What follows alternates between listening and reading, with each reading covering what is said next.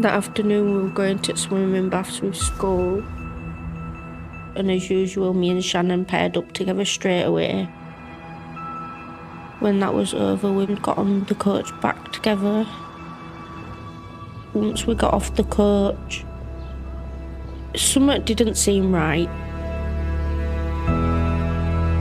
Because her mum told her brother was picking her up that day after school, but he never showed up. Normally if she sends one of the kids to pick Shannon up from school, they'd be waiting outside the gates before we even got there. But there was no one there.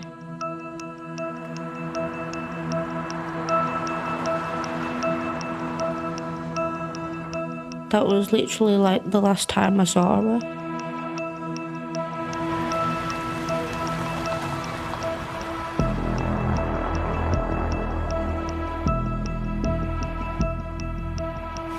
The first thing that goes through your head, if your daughter's missing, is who's got her?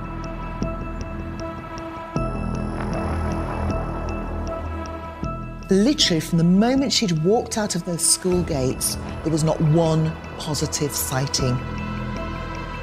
How can Shannon go missing on a estate like that when everybody knows each other? Hundreds of police are involved in a desperate search tonight.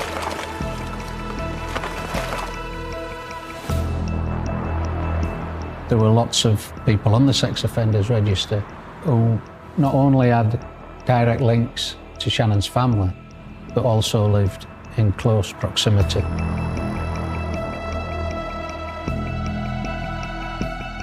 But is it true?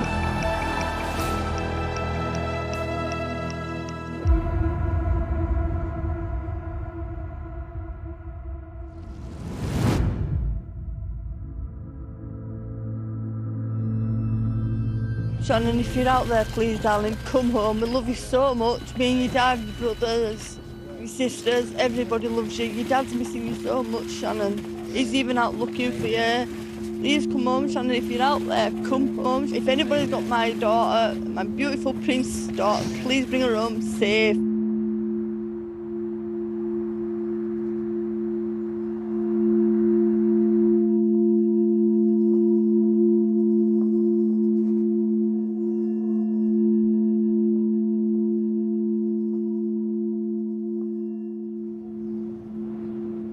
There's been a lot of coverage of not least your family, your parents and your brother, talking about how Shannon had a difficult, and your other children had a difficult relationship with Craig.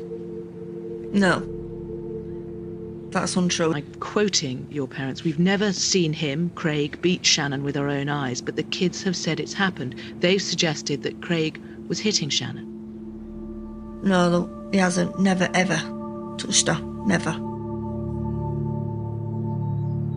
Craig, Karen's parents say that they've been trying to persuade Karen to leave you because they say that ever since you've been around the last 4 years that the children have been unhappy. They say there've been a whole series of family bust-ups.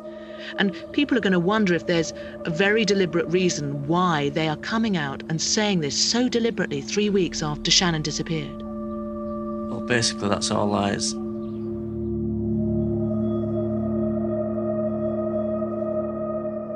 When I heard that interview, I thought this is all getting a bit suspicious. Something's not right, is it? I just think something's going on in those four walls. It's not right.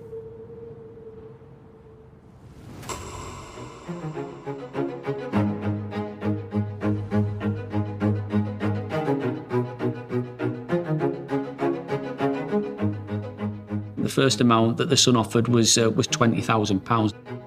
Now that is a lot of money and would focus minds. And it was really good that the Sun did do that because mass readership, mass circulation, it could only have really pushed the message out there.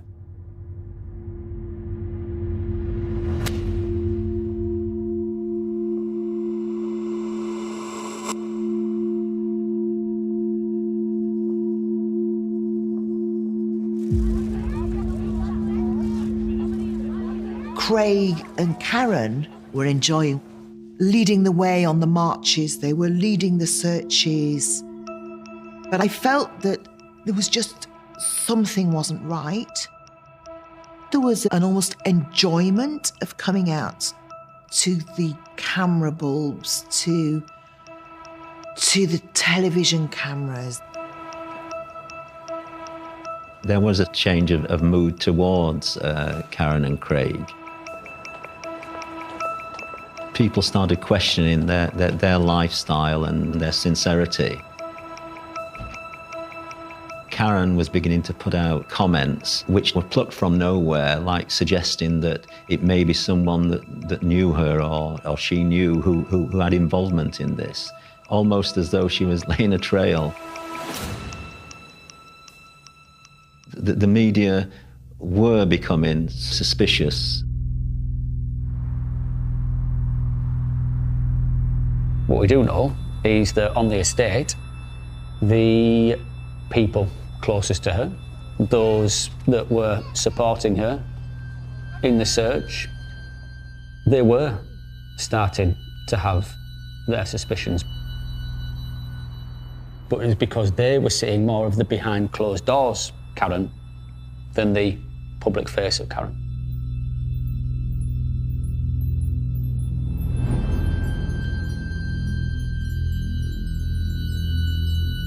Christine Freeman, one of the family liaison officers, was a little bit concerned about some inconsistencies in the things that Karen explained and kept changing her mind. A lot of that was around the fact that Karen seemed unconcerned about her daughter's disappearance.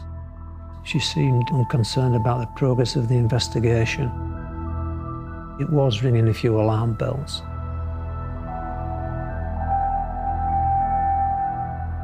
The officers did report to me one particular occasion where TV news teams were outside the house, filming the house. It was a live feed and they were watching themselves on the TV and laughing about it. All rather bizarre behaviour for someone that's lost the 9-year-old daughter. I have no idea where she is.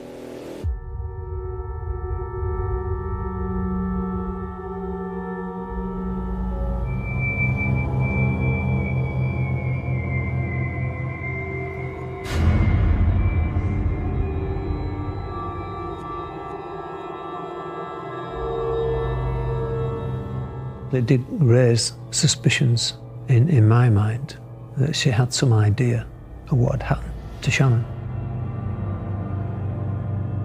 But at that time, there was absolutely nothing to link her to Shannon's disappearance.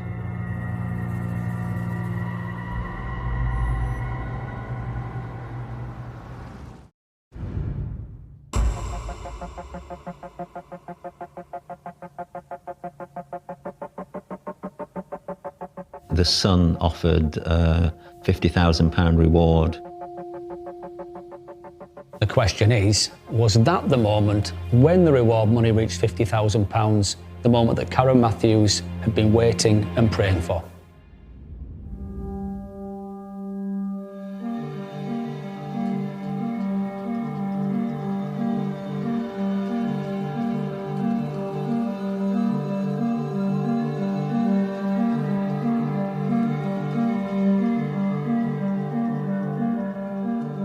The coverage of the search for Shannon, for whatever reason, dropped off a cliff from the national perspective.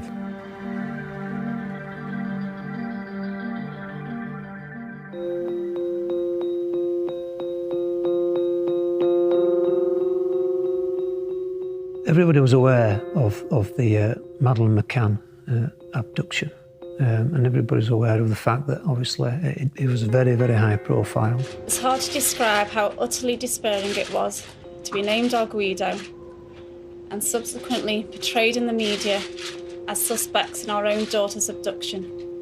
I spoke to Craig and Karen about this, and Karen, very uncharitably, I thought, came out with this line about the McCanns.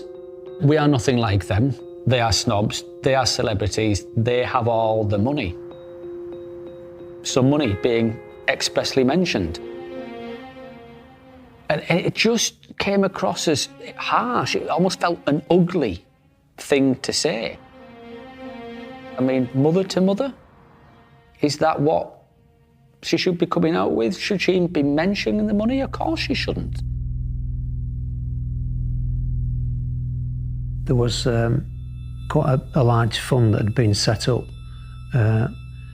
to assist in the search for Madeleine McCann. I heard that there was somebody within the Matthews family had approached the McCann fund or foundation for money. I understand it had come from a telephone call within the Matthews family home. We don't know who made the call. And a discussion of providing some sort of financial assistance had made it relatively high up the chain of command within the trust around the McCanns.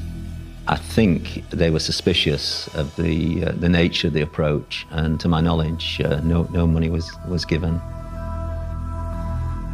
It did suggest that people were being money motivated by this, were trying to make money on the back of Shannon's fate.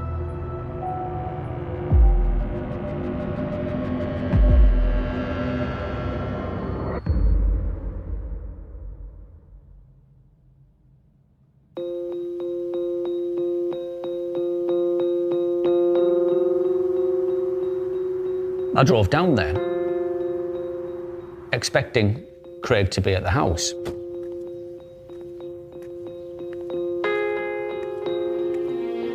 Knocked on the door, but there was no answer. And then I knew that the door was normally open.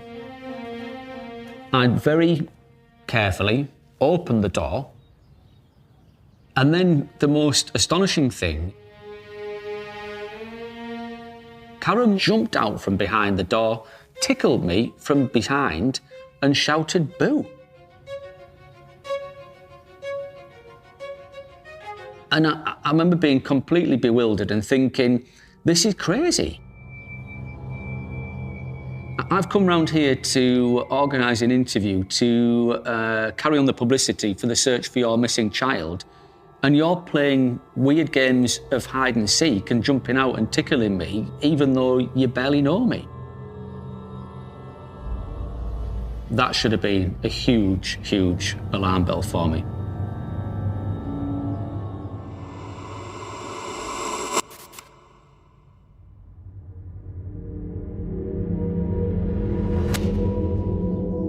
We realised we were dealing with a dysfunctional family. Karen Matthews' lifestyle involved sort of smoking, watching TV, computer games. It just didn't seem to be the kind of house where a child's interests were at the fore. When we started to find out more about Karen's background, we found out that she had 7 children. Karen herself was one of 7. She had come from a solidly working class family, lived in the Batley and Dewsbury area. Her dad worked in a local biscuit factory, big employer in the area. We also found out that Karen had a difficult relationship with her parents and had become separated or estranged from them at a relatively early age. Life had not been easy for her. She'd had a tough time of it.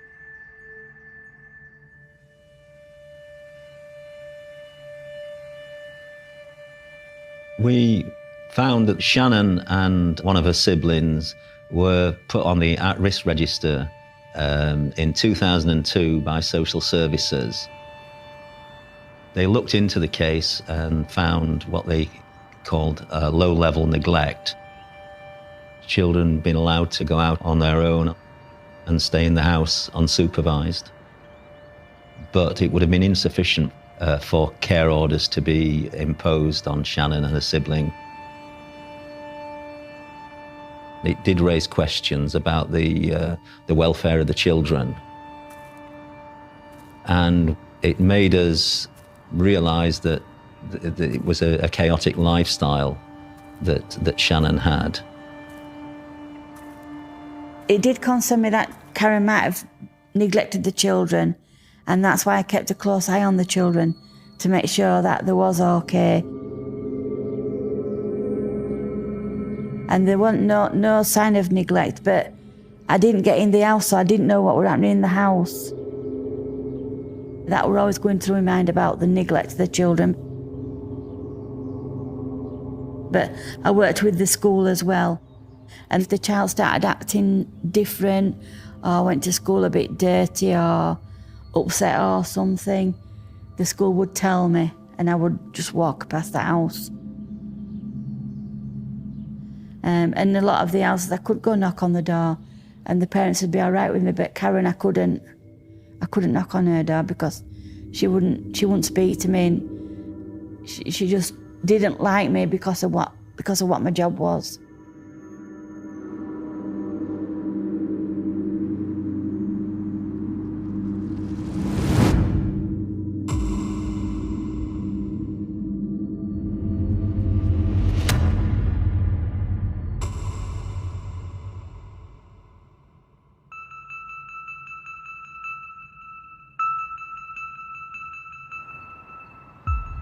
He was obviously keen to speak to us. A little bit agitated, to be fair.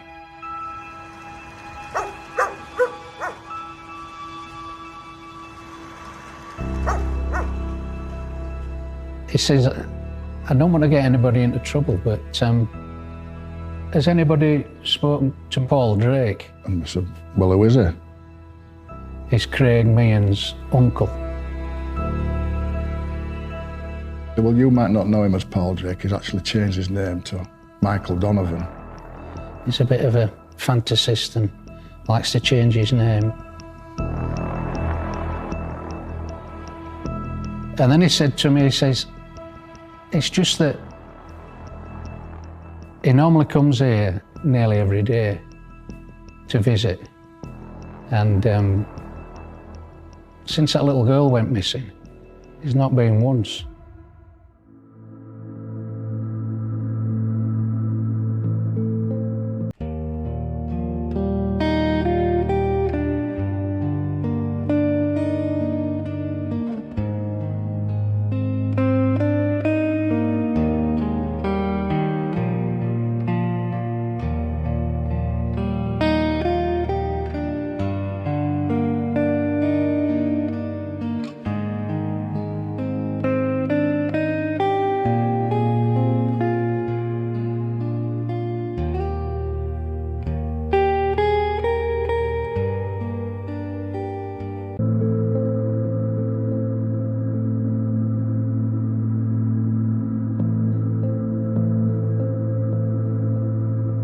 Michael Donovan was aged in his 30s, although he looked to be much older than that. His real name was Paul Drake. He was the brother to Craig Meehan's mother, Alice. It was understood that he changed his name to Michael Donovan, or Mick Donovan, as he was known, after a character in a hugely popular 1980s science fiction series called V. Apparently people used to bully him because of his name, Paul Drake. And he became obsessed with the series, and the lead character, this Michael Donovan, was a really strong character, so changed his name to Michael Donovan.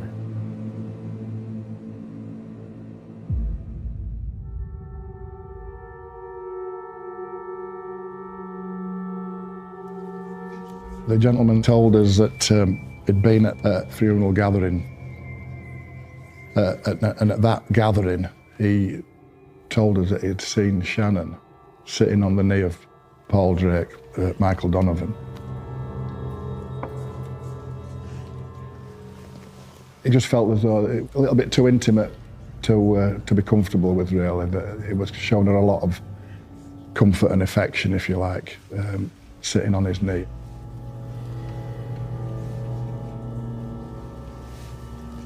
Michael Donovan. He didn't feature anywhere on the extended family tree that was posted up in the incident room. It'd never been mentioned by anybody.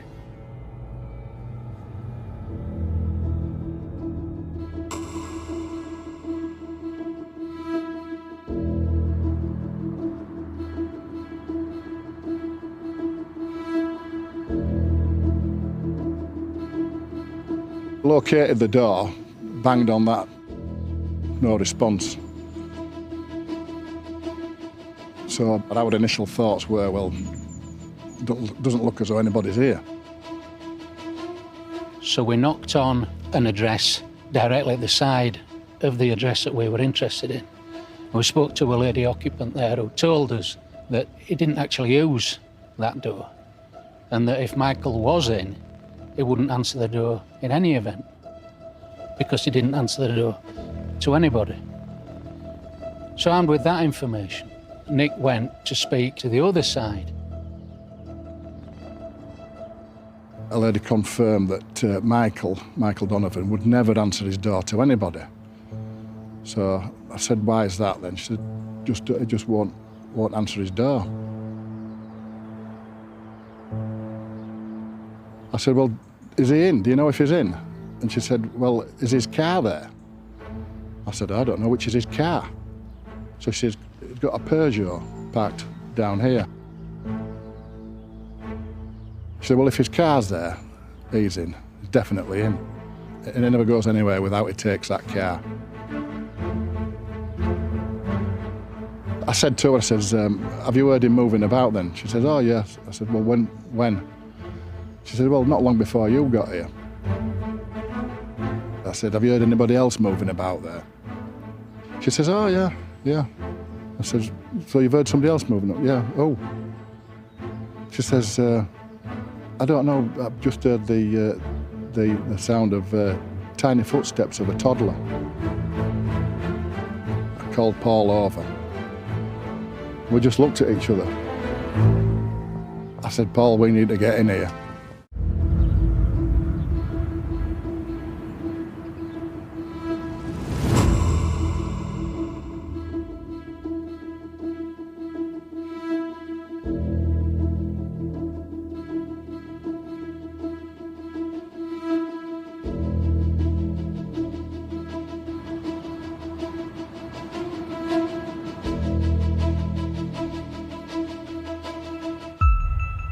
Then it began to dawn on me.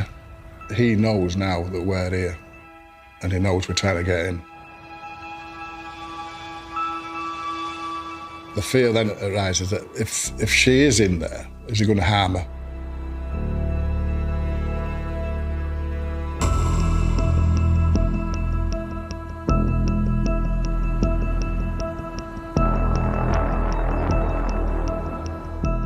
I walked up the flight of stairs. I found another door that was locked. No door handle, no lock. It was clearly bolted from the inside. So I told them to put the door in.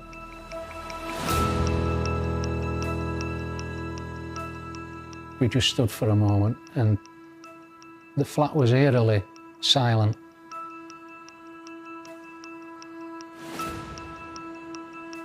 I did a quick cursory look round the flat to discover it was empty. There's deathly silence. And then I heard a little girl's voice. She said, "Stop it. You're frightening me now."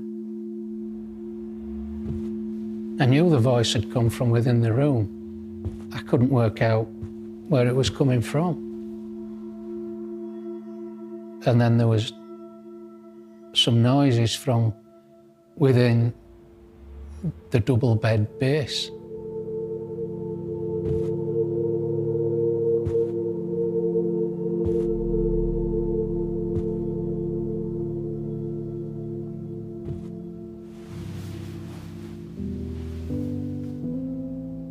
We had her. She was alive.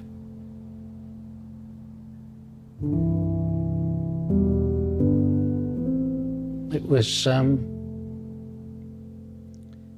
very emotional, I have to say.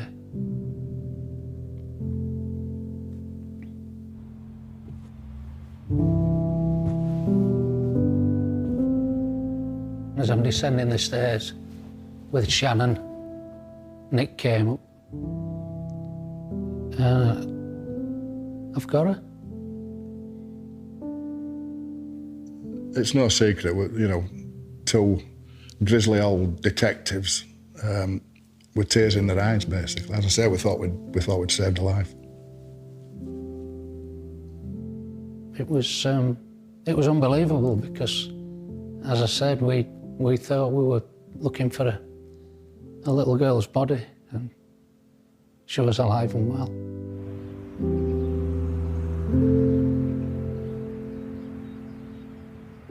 She looked fit and well, but she looked absolutely worn out, washed out, bewildered, just lost, really. She'd clearly been through a lot in those 3 weeks, and you could see it in her face.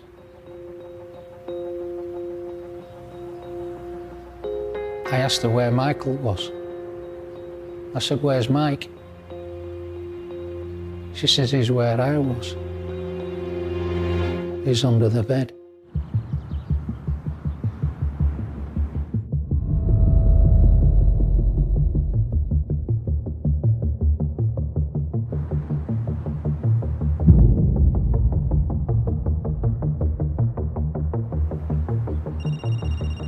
My Nokia phone was ringing in my top pocket.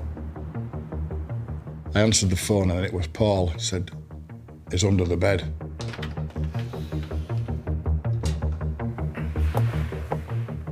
Michael Donovan was dragged out from beneath what was in effect 2 beds together to make a double bed. It wasn't apparent then there was a hole between them. He was struggling, he was angry, he was annoyed. He was escorted from the premises. I said to the team, I said, "Right, you can lock it down now. It's now a crime scene." I joined Paul outside. Shannon was sitting on the back seat. She was shivering, obviously cold. She was sat on a pile of evidence bags on the back seat, looking a little bit bewildered. We just sat and looked at one another. We couldn't believe that we'd found this little girl. I don't think I'm speaking out of turn when I say that nobody on that inquiry team expected to find Shannon alive. I got a call from DC Kettlewell, quite excited, and explained that he'd found Shannon Matthews. And I says, "You're having me on?" He says, "It's true, she's sat here with me in the car." And he says, "Look, I'll put her on the phone." And I spoke to Shannon on the phone. I was completely gobsmacked at that time. I just couldn't believe what had happened. Composed myself after a few moments, and I said, "Right, just get her down here to Dewsbury Police Station."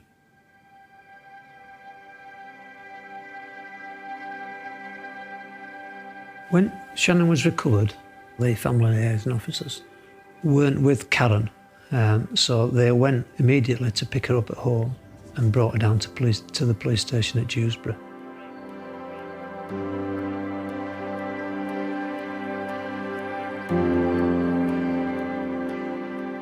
We're just waiting, love. Do you want to come down to Community House? I got a text message from a lad at college saying I heard they found that girl about the car. We don't know, we haven't heard it official. It's not official. I'll try ringing that. I got a phone call. Hello? And somebody says to me, I'm in Asda, and everybody's saying in Asda that she's been found. It's going round Asda. It's got to be true. So I rung the police. It's going round left right centre. You found Shannon at Batley car. Let's bet Julie's on the phone now trying to find her. Right, that's fine, love, that's fine. You've just answered it in a breath. What? True? What? When I rung up earlier on, Yeah, go on. they turned on, the woman said, not to my knowledge, didn't she? Yeah. He's just turned on and said, I can't confirm nothing. Possibility. What's the rumour then? Where is it? And then I got another phone call. But is it true?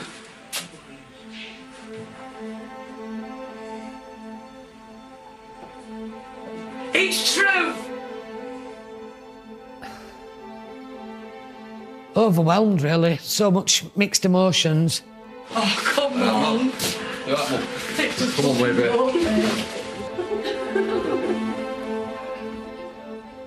Well, it was like a dream, wasn't it? Because at the end of the day, this kid had been found. But she'd also, not only had she been found, she'd been found alive and well. So it was like, you know, triple relief, if you like. Then you'd sort of like through your head, is she all right? Yes, she was all right. We found out she was all right, which was more relief.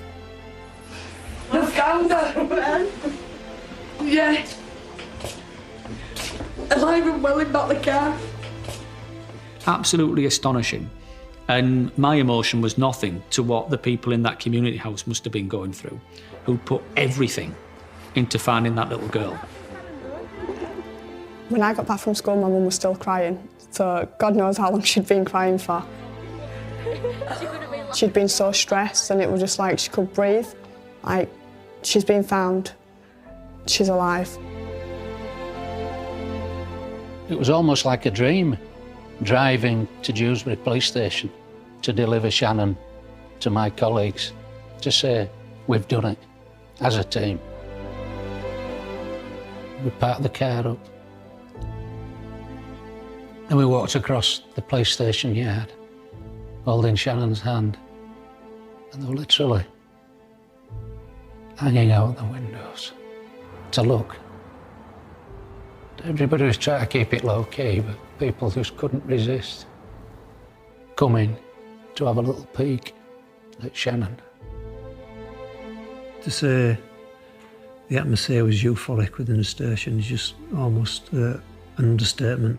It was such a massive relief. People were hugging, there were people in tears. We were all very emotional, but delighted to see her back. And it was probably one of the most surreal moments in my police service. I'd never, ever expected to see that poor girl, if I'm brutally honest with you.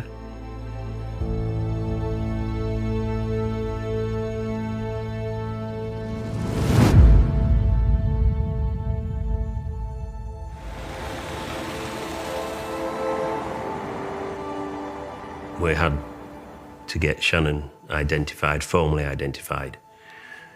And the person to do that was Karen. I had the task of carrying out the formal identification.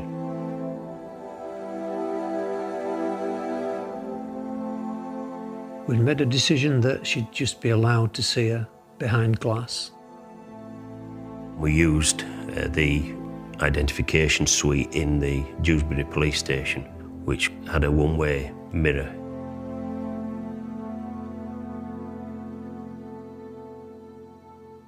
Shannon obviously was regarded effectively as a crime scene. If there was any contact between Karen and Shannon at that time, we would have what we call cross-contamination.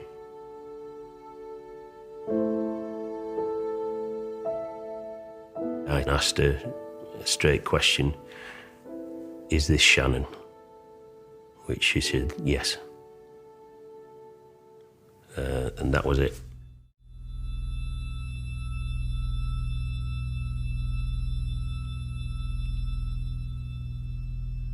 She showed little or no reaction. She didn't ask why she was not been allowed to see or hug or kiss her daughter.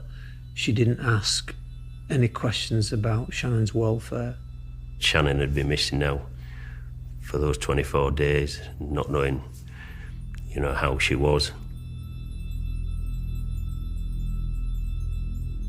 She seemed pretty much as she had through the investigation, detached, no emotion shown whatsoever, little concern for Shannon. and it obviously left the officers in a state of shock, really.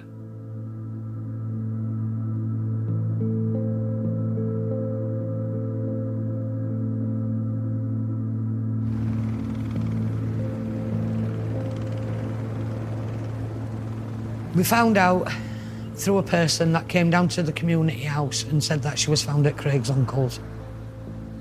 I think if she hadn't have been found where she was found, I don't think we'd have batted an eyelid, but when it's a family member, something's not right somewhere. Everybody was just saying, oh, I wonder what's going to happen now.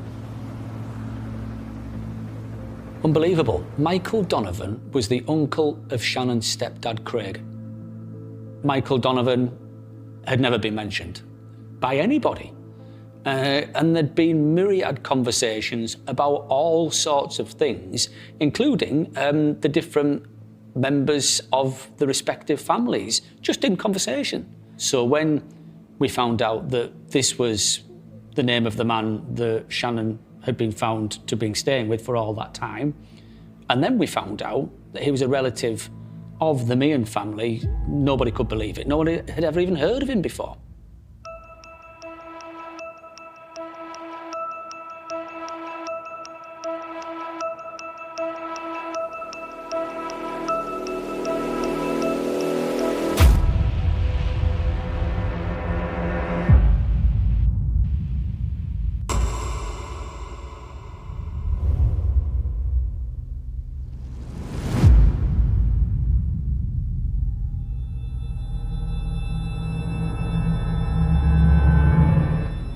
Both Karen Matthews, when she'd been spoken to, and certainly some of the Meehan family had not mentioned him at all.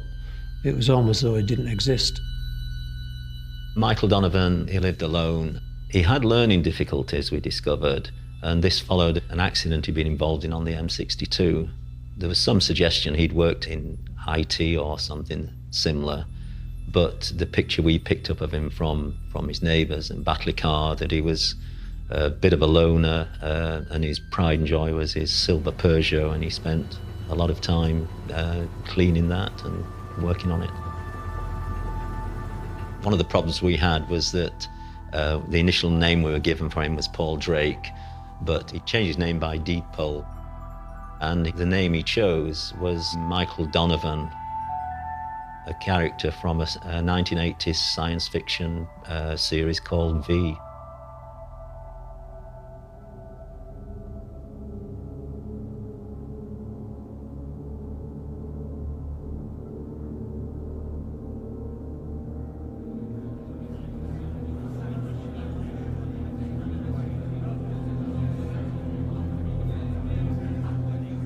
What they were suspicious about was that Donovan was there bouncing Shannon on his knee with Karen in close proximity, and it just didn't seem right. It just felt as though a little bit too intimate to be comfortable with, really. It was showing her a lot of comfort and affection, if you like, sitting on his knee.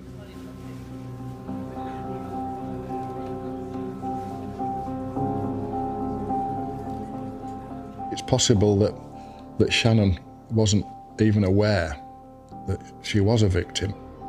I mean, she's a 9-year-old child, he's an adult, you know, she does know him, it's not as though he's a complete stranger. She'd been sitting on his knee at the family funeral. I think it's more likely that when Donovan picked her up from outside school on that afternoon, that she just thought Uncle Michael had come to pick her up.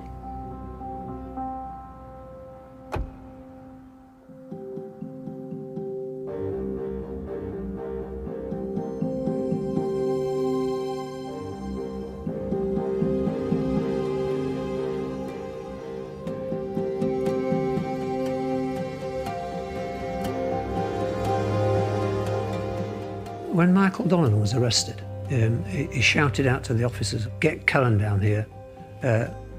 She's in it with me." He was very quick to tell the police that it was a plot between him and Karen, and it was to extort £50,000 reward. Once the reward money was on offer, he was going to take her to Dewsbury Market, walk round in the sight of CCTV to show he was with her, and he was going to claim that he'd just discovered her walking around, and then they would go and say, we've discovered her, let's have the reward money.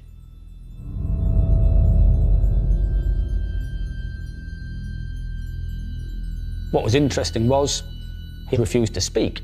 While he was interviewed by the police, he sat there and let his lawyer, his solicitor, do the talking for him.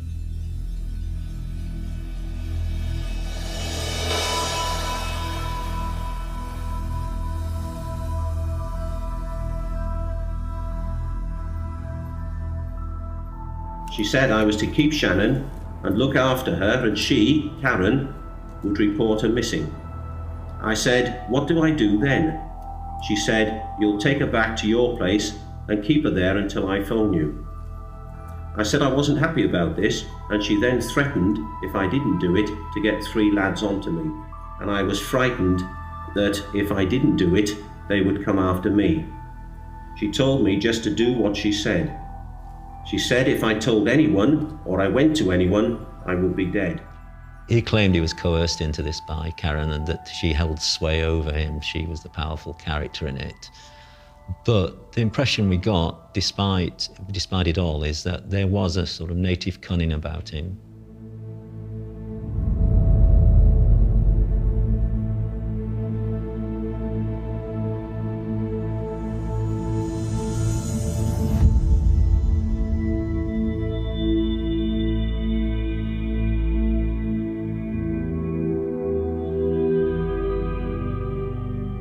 Donovan did try to paint a picture that he treated Shannon quite well, and it was evident that he had bought clothes for her. And I think he did try to explain that he'd done his best to look after her. He took her out on at least 3 occasions. He took her out in his car. 2 of those trips out were to the park. He was careful though. He chose to go either at dusk or after dark. When Shannon was in the back of his car, she was to sit there, hood pulled up at all times. It does seem staggering that he felt able to do it, but he did, and nobody noticed. But then, Mick Donovan's life appears to be one of such. Nobody noticed Mick Donovan.